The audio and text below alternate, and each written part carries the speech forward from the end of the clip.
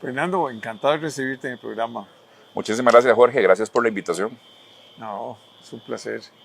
Y para hablar un poco, primero ayer, recientemente, pongámosle así, porque hubo un incidente importante en que llega el presidente, el presidente de la República, eh, a enfrentar un poco al presidente del Congreso y al presidente de la Corte Suprema de Justicia y a un montón de actores en la parte de Ujú. seguridad pública.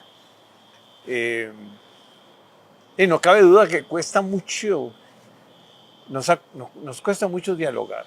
Algo ha Así es. pasado en Costa Rica que primero nadie escucha, nadie dialoga, nadie negocia, la política es una negociación continua, Así pero no es es. un intercambio de te doy esto a cambio de esto, no. Es pensando siempre en el bien común, en lo que Así. necesita Costa Rica, en las transformaciones que requiere. Y definitivamente no es quitándole una partida y dándole otra. El ministro de Hacienda tiene que llegar y decir, mire, la situación mía fiscal se ha empeorado. Si ustedes tienen que ver cómo redistribuimos los recursos, Ujú. cómo algunas instituciones que tenemos se pueden reducir sus costos, no porque yo quiera, sino que porque no se puede. O sea, es lo mismo que está pasando ahora con las universidades públicas también. Ellos Exactamente igual.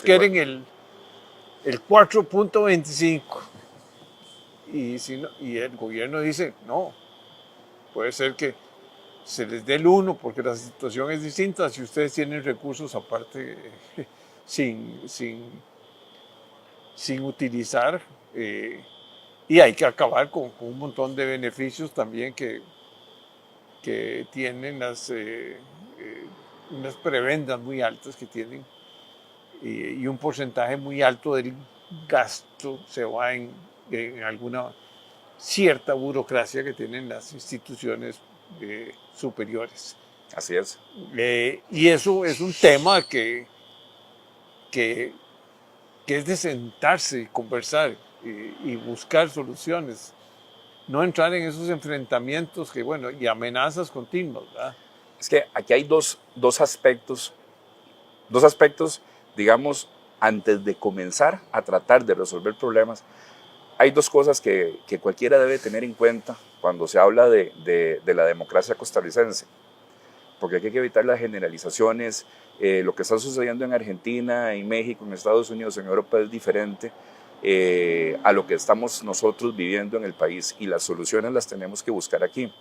Dicho eso, eh, Costa Rica es una democracia donde no se puede hacer cualquier cosa, y lo que se puede hacer no se puede hacer de cualquier forma. Tenemos una institucionalidad muy fuerte donde hay una distribución del poder gigantesca, enorme. Eso tiene muchísimas ventajas, pero también tiene la gran desventaja, que es el segundo aspecto, de que aquí el ordeno y mando no funciona. Aquí las cosas no se hacen porque yo digo. No, aquí hay que negociar permanentemente, y dialogar es parte de negociar para conseguir soluciones. El problema es que mucha gente entiende, porque como decías antes, se han ido perdiendo esas habilidades. Negociar en política no es intercambiar favores, no es sentarse para hacer negocio. Nadie está hablando de eso cuando habla de sentarse, de la necesidad de dialogar y negociar. Pero al mismo tiempo, dialogar tampoco es un acto de cortesía, no es un café entre amigos. Dialogar se hace desde las diferencias, incluso desde las mayores diferencias, y se hace para conseguir resultados específicos. Entonces, esto que acabo de decir hay que tenerlo en cuenta a la hora de valorar todo lo que estamos viviendo en estos últimos 2 años, porque lo que hay es un rechazo absoluto del diálogo y la negociación. Hay, un, hay, una, hay una determinación por actuar con base en la voluntad, porque yo digo las cosas se van a hacer. Qué triste, porque uno entiende esa frustración que lleva a que las cosas se hagan ya, pero no es el país en el que estamos, no es la democracia costarricense. Y uno no puede,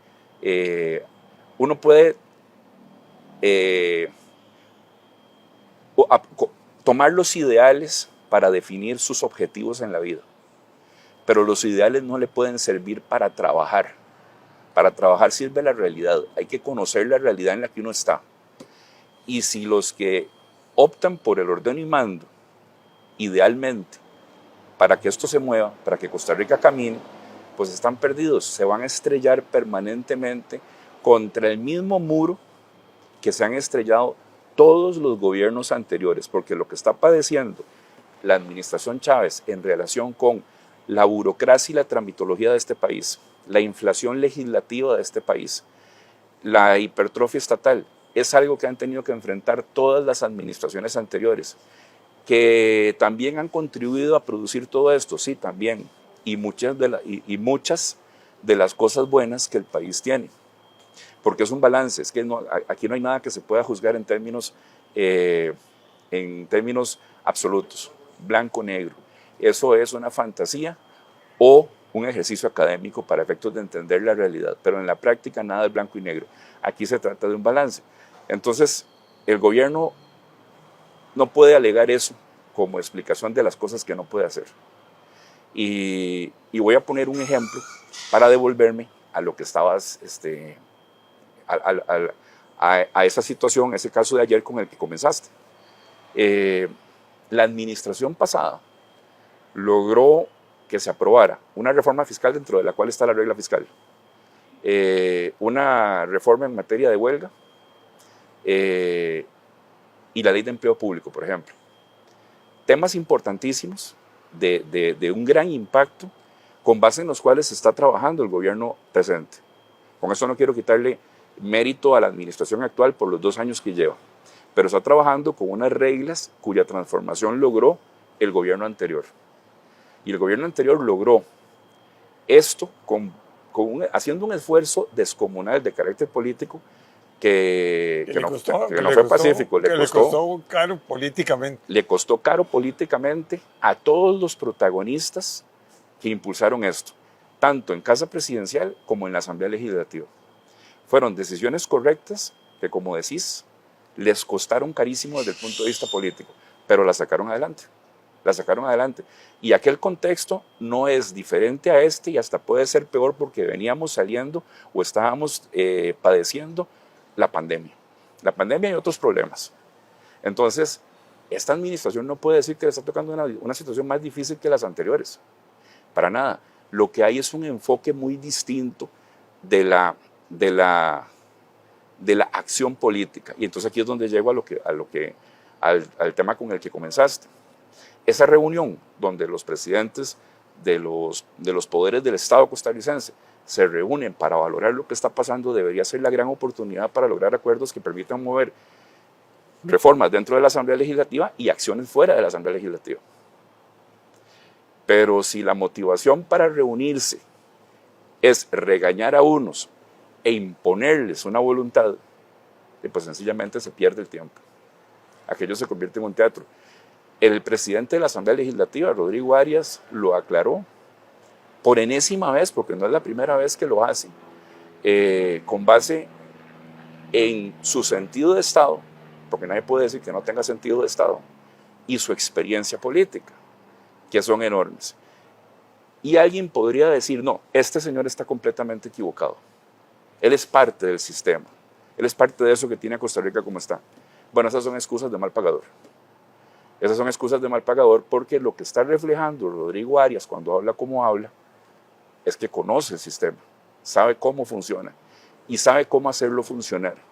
Pero también sabe que como presidente de la Asamblea Legislativa ni esa es su responsabilidad ni tampoco puede hacerlo, porque el mandato lo tiene el presidente Rodrigo Chávez. Él es el que tiene el mandato. Él fue el que se presentó como candidato para buscar la presidencia de la República. Luego, con las reglas que había. Con las reglas que había y que eran conocidas por absolutamente todos. Entonces hoy no puede alegar lo que está alegando. No sé si conocía todas las reglas. Yo creo que por la falta de experiencia política es terrible, ¿verdad? Sí, bueno, yo creo que sí, de acuerdo. Lo que pasa es que, así como hay un precepto constitucional que dice que nadie puede alegar ignorancia de la ley, un político, una persona, aunque no sea política de carrera, que se presenta a presidente de la República y somete su nombre en unas elecciones, no puede alegar después que no conocía lo que había. Sí. No puede, de ninguna manera. Ni legalmente, ni en términos financieros, en ningún aspecto. Ningún aspecto. Es que si esa es la realidad, entonces desde el principio nunca debió presentarse. Bueno, pero un montón de discursos muy bien Claro. estructurado. Digamos, toda esa mal ambiente que hay hacia la estructura tan complicada del Estado, en algunas tramitologías, en leyes que duran eternas,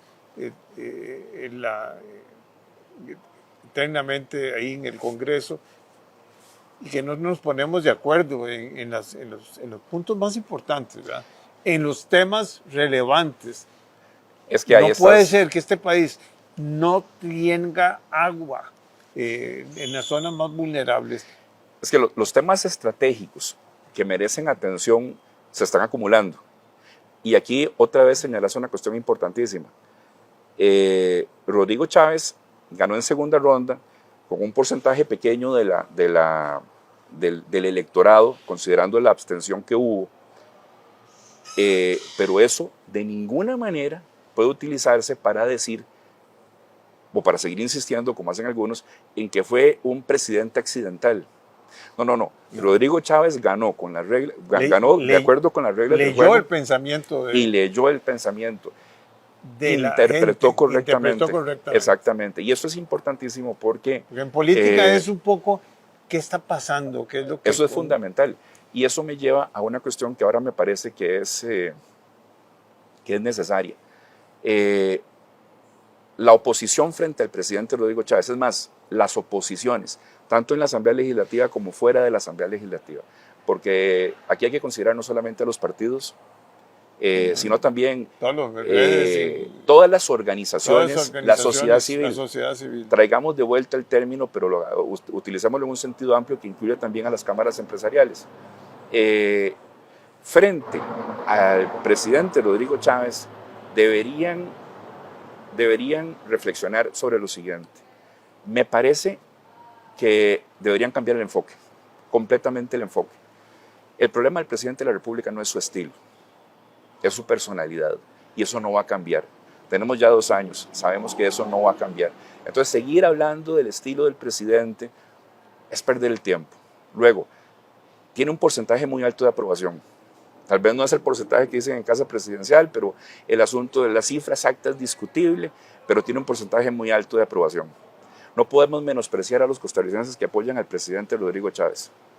Uno debe entender que ese apoyo es real y que a estas personas no se les va a convencer de lo contrario, no se les va a convencer de lo contrario, insistiendo en el tema de la defensa de la institucionalidad. El presidente es un problema porque ataca la institucionalidad y por lo tanto ataca la democracia costarricense, y la democracia no es solamente un sistema electoral, sino que es una metodología para tomar decisiones. Todo esto es cierto, pero como dicen, de nada vale. A la gente que apoya al presidente Rodrigo Chávez, eso no la va a hacer cambiar, porque la pregunta que habría que hacer para comenzar a entenderlos no es qué ha hecho Rodrigo Chávez en estos 2 años. A muchas de esas personas eso no les interesa, no le están exigiendo resultados. Entonces la pregunta que ha hecho nos lleva a una respuesta que, nos guste o no nos guste, no nos va a llevar a convencer al electorado que lo apoya, a la ciudadanía que lo apoya, de una tesis distinta. Porque muchísimas de estas personas, cuando se habla de la institucionalidad, lo que entienden es status quo. Decodifican el término institucionalidad como status quo. Yo no estoy de acuerdo con el presidente. Exactamente. Yo no estoy de acuerdo con el presidente porque su estilo es de atacar la institucionalidad, la democracia. La gente que me está oyendo está entendiendo, este es un defensor del statu quo, del privilegio, de la burocracia, de la trimitología, de la inflación legislativa, de la hipertrofia estatal, del exceso en materia de impuestos. Y entonces es un argumento paralizante. Es un argumento que se autoneutraliza. Y yo creo que aquí hay otra, entonces eso nos lleva a otra consideración.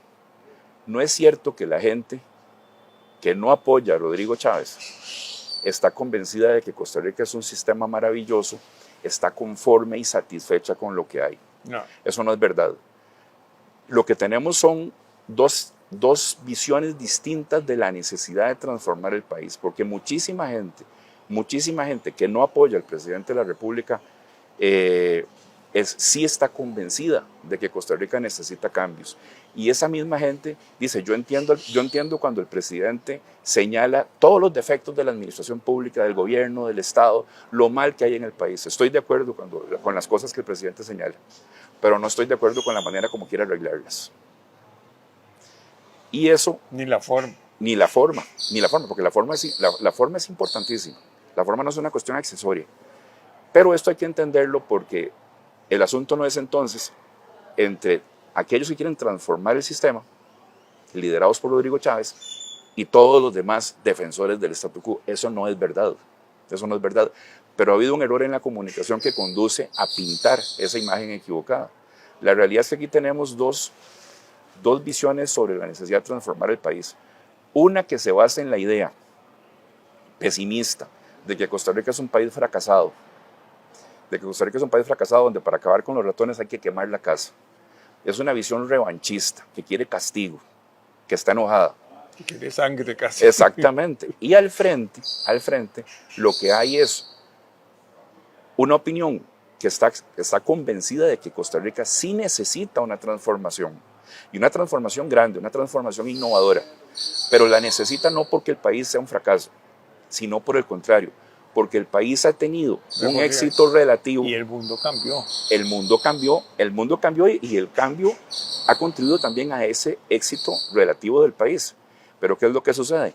Ese potencial que Costa Rica sí tiene está atrapado por una camisa de fuerza que está compuesta de leyes, reglamentos, impuestos, burocracia, tramitología y demás. Esa es la camisa de fuerza que hay que quitarle al país para liberar su potencial. Entonces, perdona que me repita, pero son dos visiones de la transformación diferentes. Una pesimista, una basada en el pesimismo y el castigo. Otra, que aunque no sea totalmente consciente de eso, está basada en una visión optimista y esperanzadora del país. Pero a esta gente que tiene esa forma de pensar, que no están de acuerdo con el presidente, pero sí creen en la necesidad de cambio, nadie les está hablando.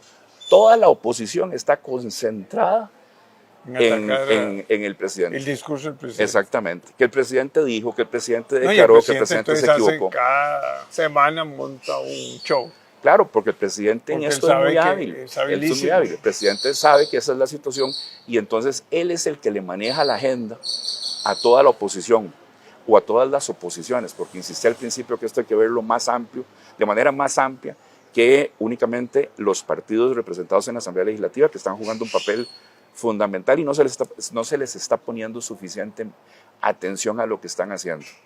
La Asamblea internamente es un mundo muy difícil que cuesta verlo y entenderlo desde afuera.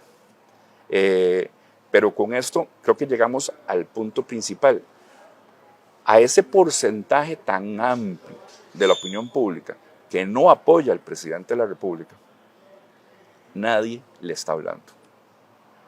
Todos están obsesionados con el presidente y con el porcentaje alto, porque también es un porcentaje alto, que lo apoya. Entonces habría que comenzar a mover la mirada hacia lo que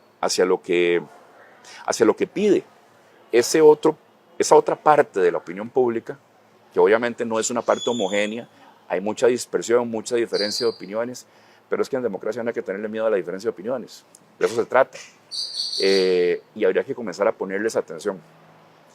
Y aquí con esto creo que llegaría a una conclusión. Esto no se va a dar por casualidad. La política está hecha de gestos, necesita los gestos. Y voy a recurrir a la figura de los expresidentes de la República. Y aquí mucha gente arrugará la cara, los expresidentes de la República.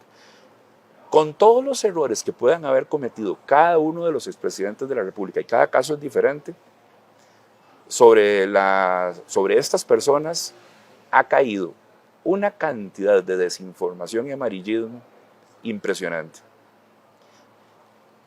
Si uno logra limpiar todo eso, y cuando digo limpiar no significa disimular sus defectos, no significa olvidarnos de los errores que cometieron. No estoy diciendo eso. Estoy diciendo que hay que hacer un balance y que en ese balance está lo positivo y lo negativo. Exactamente. Es inevitable reconocer que los expresidentes de la República representan la mayor reserva de experiencia política que queda en el país. Y entonces, así como firmaron juntos una carta cuando el presidente Chávez cometió el error de comparar Costa Rica con una dictadura, y juntos firmaron una carta donde hicieron una defensa, y ahí sí era necesaria, una defensa de la institucionalidad y de la democracia costarricense. Y así como firmaron juntos una carta refiriéndose al caso de Venezuela, que es un país del que podemos aprender muchísimo, nosotros no vamos en esa dirección, no estamos en la situación de Venezuela, no estamos en la situación de Venezuela, pero es un caso del que tenemos muchísimo que aprender y no es el único. Los venezolanos hace unos 25 años se dejaron seducir por el discurso que decía: quiero que las cosas se hagan ya. Y lo apoyaron. Eso tiene la consecuencia que tiene. La consecuencia que tiene hoy. Bueno, los expresidentes firmaron estas notas. ¿Por qué pongo este ejemplo? Porque ellos, que sabemos que hay enormes diferencias entre ellos, tienen que ir más allá. Tienen que ir más allá para crear el ambiente necesario para que las oposiciones se sienten a hablar de la transformación que Costa Rica necesita. Y ojo que no estoy hablando de candidaturas. No estoy hablando de candidaturas. Estoy hablando de facilitar el espacio para que los costarricenses hagan lo que vos decías al principio que hemos olvidado hacer: dialogar y negociar en función de un resultado, en función de un objetivo. Algo que permita plantear la transformación que todo el país quiere. Los que están enojados y los que creen que el país es un caso de éxito que está atrapado por una camisa de fuerza. Eso es lo que se necesita en este momento, y dejar de estar obsesionados con los errores del día del presidente de la República, porque el presidente de la República sabe manipular esa obsesión. Muy hábil. Muy hábil. Es una persona muy inteligente. Tiene un problema, lógicamente, serio de comunicación, no con el público, sino con las contrapartes, digamos. Con una parte altísima del electorado, de la ciudadanía, está bien conectado. Sí. Y es que cuando uno oye al presidente, digamos, si uno hace el esfuerzo de trascender el estilo, el presidente dice cosas que son ciertas. Sí. Luego, yo quiero hacer la Marina de Limón. No. Yo quiero hacer la Marina de Limón. Quiero generar empleo en Limón. Quiero ser no solo en la Marina, sino también tener un proyecto de desarrollo importante ahí para traer cruceros y generar en una instalación tan importante como la Jaldeva, un nuevo centro de generación de trabajo y de divisas y de actividad económica en un puerto muy deprimido. ¿Y quién podría estar en desacuerdo con eso? Nadie.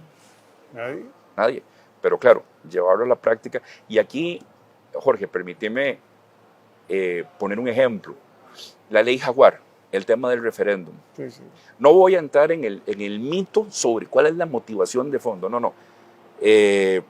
Hablemos de lo que se dice públicamente. Lo que se dice públicamente es que necesitamos el referéndum sobre esta ley para lograr una transformación.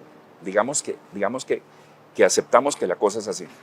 Otra cosa son los errores que se cometieron a la hora de redactar las respectivas leyes, que siguen saliendo. Ayer el Departamento de Servicios Técnicos de la Asamblea Legislativa dijo lo que dijo sobre la segunda ley Jaguar, y todas estas son cosas que se podrían haber evitado con un poco más de serenidad y estudio, porque en Costa Rica abundan los especialistas bien formados, serios, conocedores del sistema, gente a la que se puede recurrir para haber evitado todos estos errores.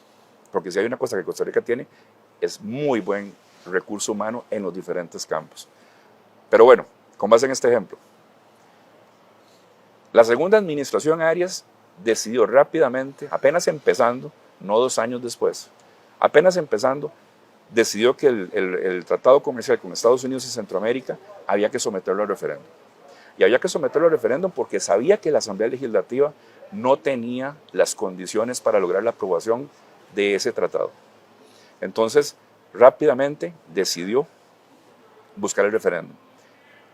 Se hizo y se ganó el referéndum. ¿Acaso eso resolvió todo el problema? Fue necesario pasar por la Asamblea Legislativa para las 14 leyes de implementación. 14 leyes de implementación. Y ahí el gobierno, a pesar de haber ganado el referéndum, tuvo que enfrentar una oposición muy fuerte de los partidos que en el referéndum se opusieron al tratado. Porque esos partidos no se sintieron condicionados por el resultado del referéndum y dieron una segunda batalla en la Asamblea Legislativa. Bueno, fue necesario negociar. Fue negociar durísimo, de manera intensa, con todas las partes para obtener la aprobación de estas 14 leyes de implementación, porque sin ellas el resultado del referéndum, es decir, la aprobación del tratado, se habría quedado en nada. Se habría quedado en nada. ¿Qué quiero decir con este ejemplo? Que yo entiendo lo que el presidente quiere decir cuando decide impulsar el referéndum de la ley Jaguar, pero que no crean ni el presidente ni quienes le apoyan que eso resuelve políticamente los problemas que hay en el país. No. Eso no resuelve la aprobación, del tema. Aparte de todas las cuestiones legales y constitucionales que le han encontrado a esta iniciativa. Aparte de eso, el referéndum no resuelve los obstáculos, no supera los obstáculos políticos que hay. No, y entonces, yo creo que si se conforma una comisión en la Asamblea Legislativa para esos 2 proyectos que son los relevantes para el presidente, y se va a lograr acuerdos y camina adelante. O sea, hay excepciones que se pueden hacer. Me devuelvo al ejemplo que puse al principio sobre la administración anterior. El presidente Carlos Alvarado, no simplemente porque salió a pedirlo, sino por un gran esfuerzo de negociación que tuvo eco en la Asamblea Legislativa, encontró el apoyo de la oposición. La oposición no le hizo una zancadilla. Eso no fue así. Y algún amigo me decía, es que yo quiero ver cuando la oposición se ponga de acuerdo con el presidente. Ya ha pasado muchas veces. Ha pasado muchísimas veces. Eso es lo que tiene que hacer la administración actual. Pero insisto, la negociación no es un intercambio de favores. Habrá siempre alguna persona que lo entienda así, pero eso no es así. Bueno, Fernando, ahí te muchísimas gracias para conversar de tema muy importante. Sí, no, es un tema fundamental, es un tema del que depende todo. Y para salir de esta paralización que tenemos, o sea, prácticamente no avanzamos en temas relevantes, ¿verdad? A veces da la impresión de que en Costa Rica estamos como los cuilos en esas ruedas que venden en las veterinarias. Dando la vuelta que se mueven, invierten energía, corren, pero no se mueven del mismo lugar. Muchas veces da la impresión de que ese es el estado en que está Costa Rica. Y el cuilo se mueve. Muchas gracias. Bueno, no, hombre, muchísimas gracias a vos.